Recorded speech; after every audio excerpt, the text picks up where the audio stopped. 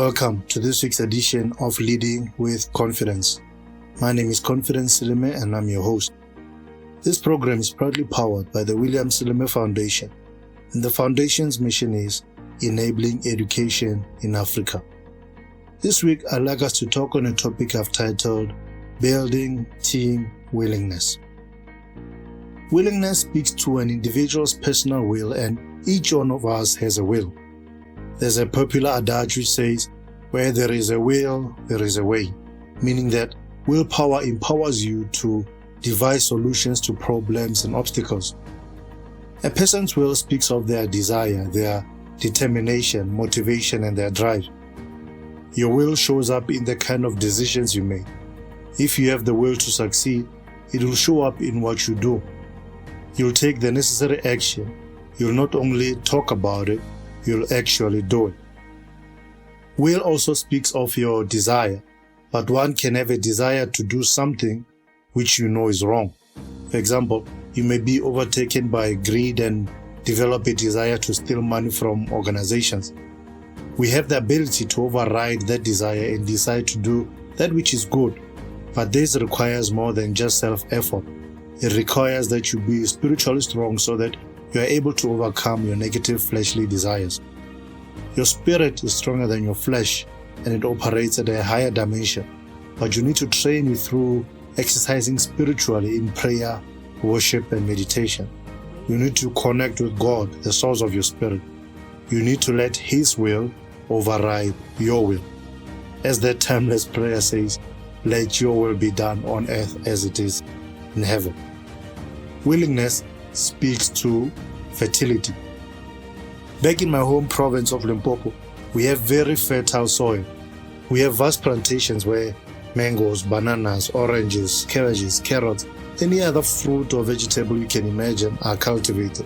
The soil in Limpopo is very fertile, and we always joke that anything you plant there will grow. A willing spirit is much the same. A team that has a willing spirit will always experience growth, and they'll become fruitful and effective. Much like that fertile soil, a willing spirit is a keen spirit. It is a spirit that expresses a readiness to receive. Among the benefits of this soil fertility in Limpopo is that many households are able to grow their own food, and this helps them to save on grocery costs, and it also helps them, to lead a healthier lifestyle. Why buy tomatoes when you can grow your own? And when it is tomatoes you've grown yourself, you know that they are 100% organic and you are guaranteed of great health benefits. Likewise, a team that has a willing spirit will save you energy as a leader because they will be self-motivated and they will not need you to constantly fan their flames. Also, because that willingness is intrinsic and grown internally, it will be of a higher value and will make the team very healthy. When we speak of fertility, we can also reference women who are able to fall pregnant easily. When a team has a willing spirit, it's easier to impregnate them with a vision and they're able to deliver on that vision. A team that lacks willingness, on the other hand, can be likened to an infertile woman who struggles or is unable to fall pregnant. Willingness is necessary if a team is to birth their greatness and bring forth results. A willing team is a winning team. A team that expresses the cheerful readiness that characterizes willingness is a team that sets itself up for victory. Winning takes place before the kickoff of the match and before the first punch is ever thrown in a boxing bout. The attitude you take into the arena is one of the main catalysts determining whether it ends up in victory or in loss. Boxing legends such as Ali and Tyson won many of their fights because of the attitude and persona they exhibited. They were confident of victory, and that attitude of confidence created such an impression on their opponents that those opponents were defeated even before they entered the ring. A willing attitude would elevate a team to a higher altitude. Many teams want to rise to higher levels. They want to eclipse their competition. They want to become greater versions of themselves. But are these teams willing to do what needs to be done in order to accomplish their set goals? Every team has a level at which they're operating. Some teams are operating at level 3, whilst others are operating at level 10. Some teams are recognized as the best in their sphere or arena, whilst others seem to be just there to make up the numbers and fill up the spaces. Of course, there are various factors that contribute to this. Factors such as the level of talent, the level of resources and so forth. But the most important factor is that of a willing attitude. Even if a team doesn't have the best talent or the best resources, if that team has the willingness to succeed, that willingness can propel them to the success they desire. In order to go up levels, particularly in a building, you can either use the elevator or the stairs. Teams that are not as talented or well-resourced as others can be likened to those who do not have the luxury of an elevator, and so they have to take the stairs. The fact that they have to take the stairs can easily be seen as a disadvantage, but health experts will tell you that if you have a choice between taking the elevator or taking the stairs, you should take the stairs because that will improve and add value to your health. These teams often end up being stronger and more resilient than those who are better resourced. Their will to succeed motivates them to keep taking another step, and with every step they are increasing in stamina. Perhaps the team you lead isn't the most well-resourced team out there. Do not fret, do not dismay. Victory isn't out of your reach.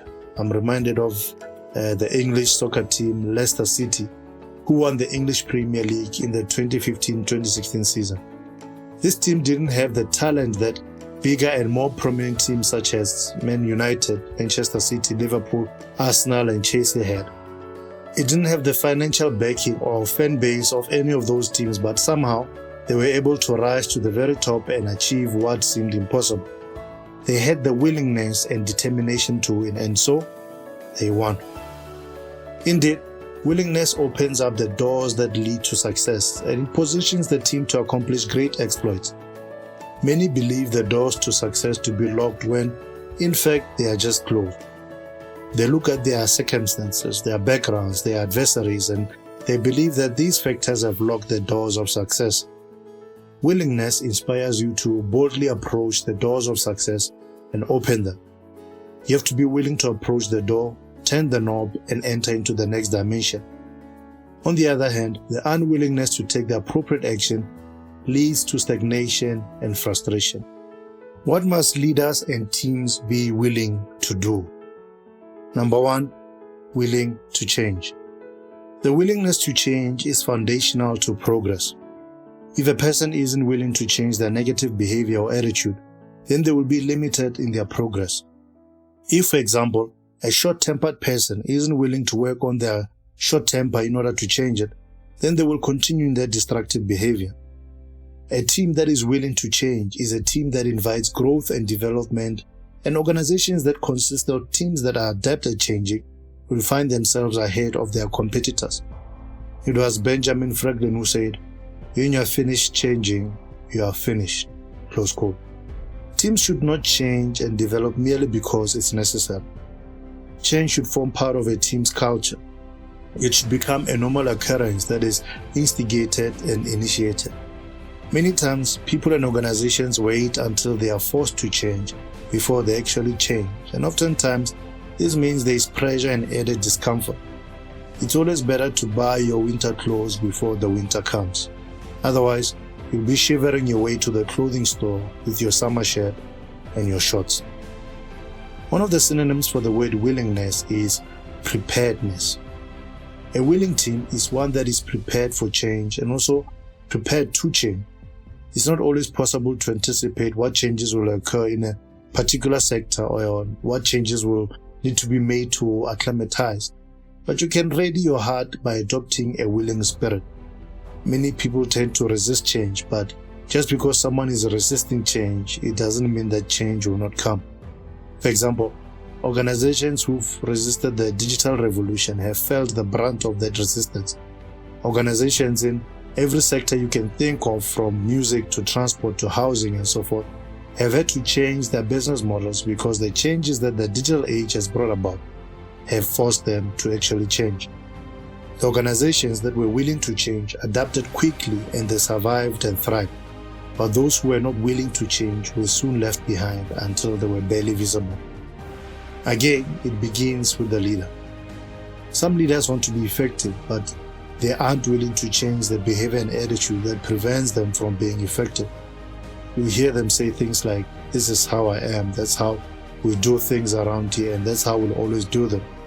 You can't teach an old dog new tricks," and so forth. These expressions only reveal a person's unwillingness to change. The world is moving forward, and leaders who want to be at the forefront need to be willing to change. Otherwise, they run the risk of lagging behind, forever chasing change instead of leading change. Number 2, you have to be willing to sacrifice.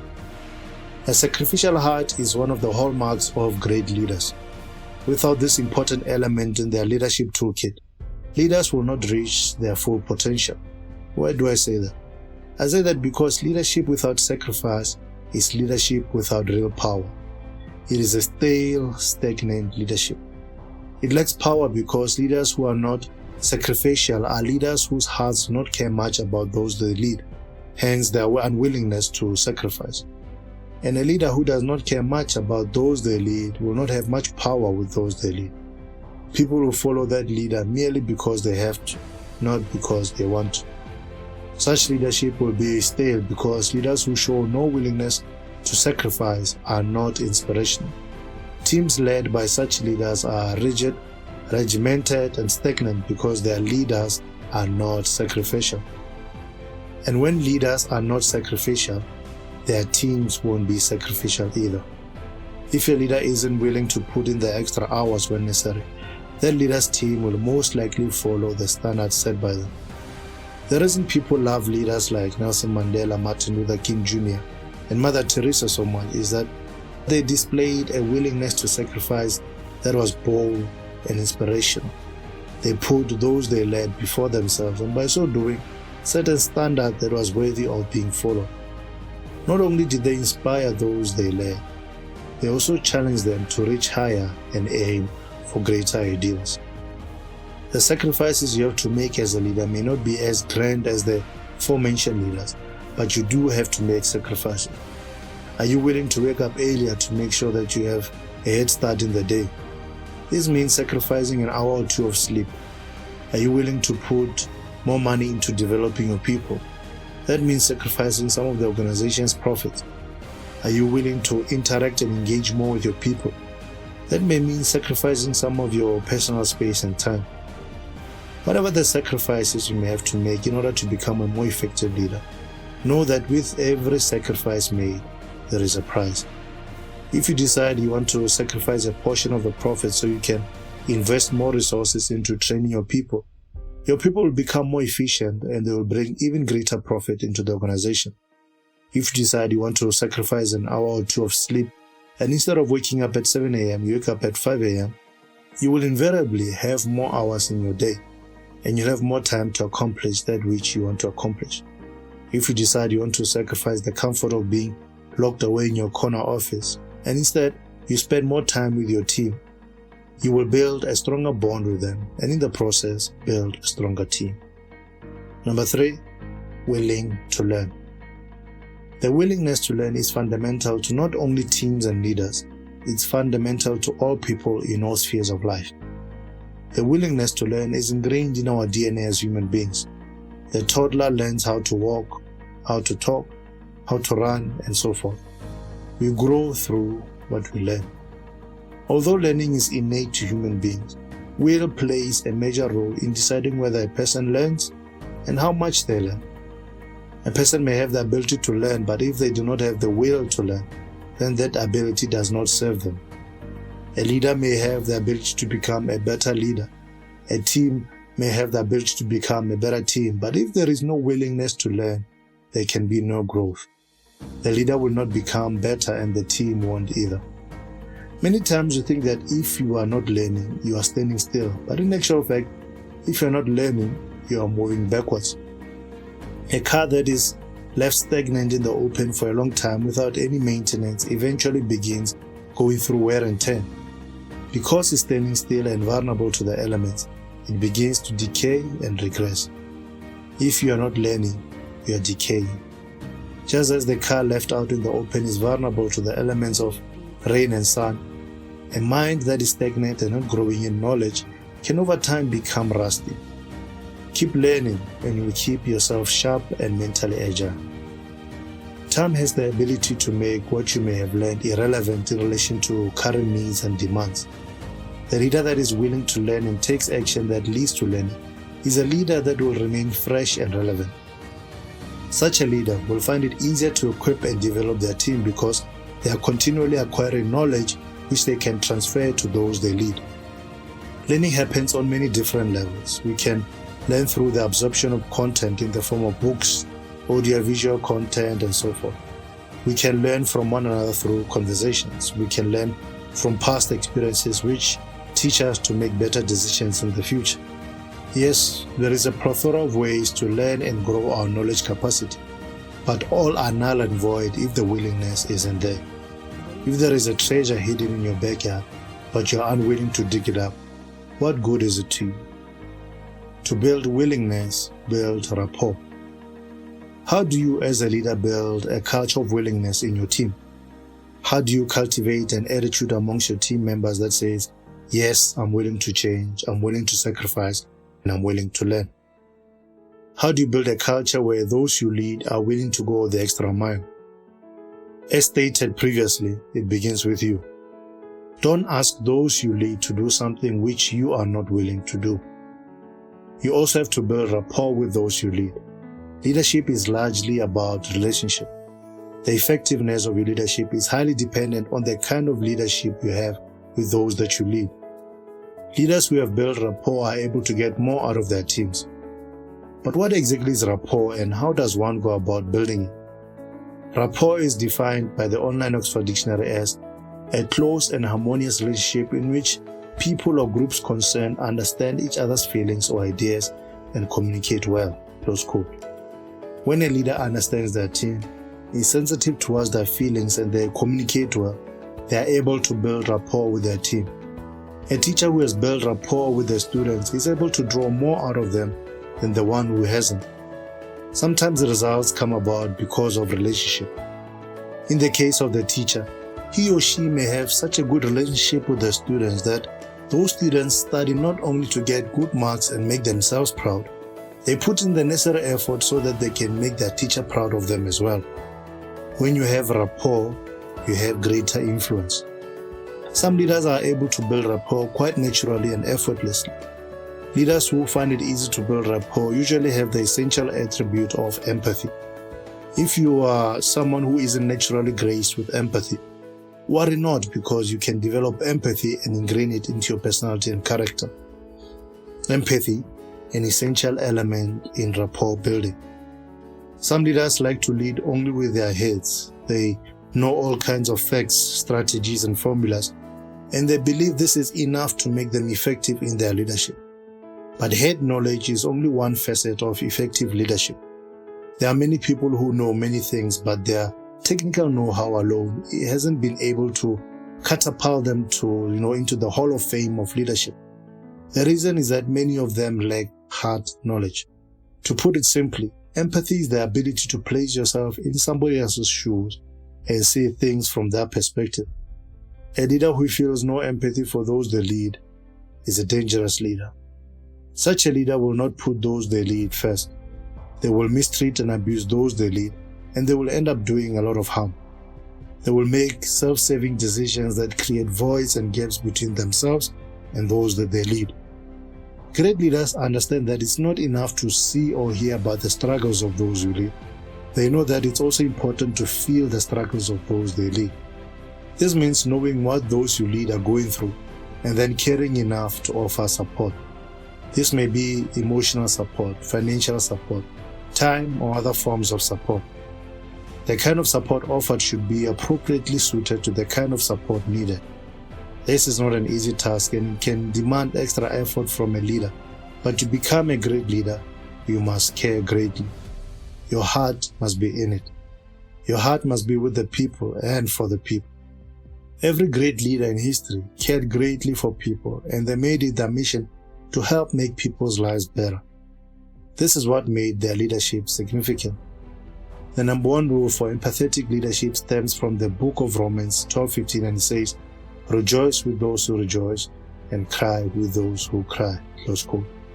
When you are able to rejoice with those who rejoice and cry with those who cry, you become an empathetic leader. Many leaders want to run to fix problems, but the first point of call is to understand. When you empathize, you will understand better, and when you understand better, you will be better positioned to offer the right kinds of help where necessary. When you empathize, you become more relatable and you build rapport. Gratitude builds rapport. There are two words, very simple yet deeply profound. When incorporated into our daily vocabulary, they have the power to transform our attitudes and our outlook on life. These two words are thank you. Many leaders take gratitude for granted. They believe that because people get paid to do certain things, they don't have to say thank you to those people. Such leaders miss a great opportunity to build rapport with their team. Gratitude is the water that nourishes the plant so that it may grow and produce fruit. It quenches the thirsty soul and can turn ordinary performers into superstars. Gratitude lets people know that they are appreciated and that their efforts are not going unnoticed. It encourages people to dig deeper and unearth the hidden potential that exists within them. Perhaps there are people on your team who you deem to be average performers. If you begin showing gratitude towards them, even for the seemingly small things that they do, you will inspire them to do even more and move to greater dimensions. Gratitude also reveals the heart of the leader towards their people. When the heart is abundant with gratitude, that gratitude flows lavishly from the mouth. Although very powerful, words are not the only means by which gratitude can be expressed. There are many other ways. There are little ways and big ways to express it. There are tangible ways and non-tangible ways to express it. In one of the podcasts to follow, we'll go deeper into this subject. Well, we've come to the end of today's episode of Leading with Confidence. Thank you so much for tuning in. Cheers.